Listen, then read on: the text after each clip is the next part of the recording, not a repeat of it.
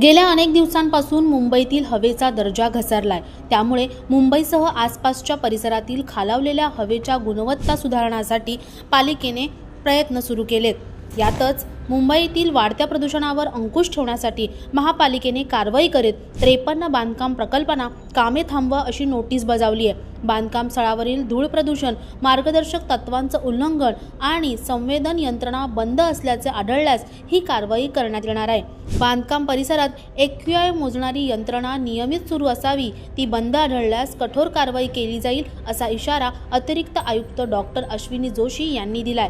15 October 2024 रोजी जारी केलेल्या मार्गदर्शन तत्वानुसार बांधकामस्थळी धूळ रोखण्यासाठी पत्र्यांचे कुंपण, हिरव्या जाळ्यांचे आच्छादन, पाणी फवारणी, धूळ शोषण यंत्रणा तसेच AQI सेन्सर बसवणे बंधनकारक असणार आहे। अलीकडे प्रदूषण वाढल्यानंतर महापालिकेच्या भररी पथकाने ही कारवाई करण्यास सुरुवात केली आहे।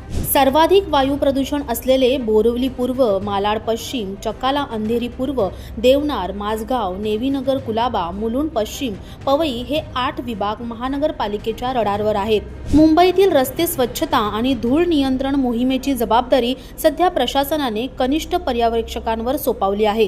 क्लीन अपला पर्याय, मुंबई स्वच्छ राहावी यासाठी पालिकेने क्लीन अप मार्शल मोहिमेसाठी खासगी एजन्सीला नियुक्ती केली आहे। परंतु एजन्सी आणि त्यांचे कामगार कायम वादात सापडले होते। त्यामुळे 2 वेळा ही मोहीम बंद झाली। कोरोना काळात ती पुन्हा सुरू करण्यात आली, पण त्यानंतर पुन्हा तक्रारी प्राप्त झाल्याने ती कायमची गुंडाळण्यात आली। त्याऐवजी आता पालिकेच्या अधिकाऱ्यांवरच मुंबई स्वच्छ राखण्याची जबाबदारी देण्यात आली आहे।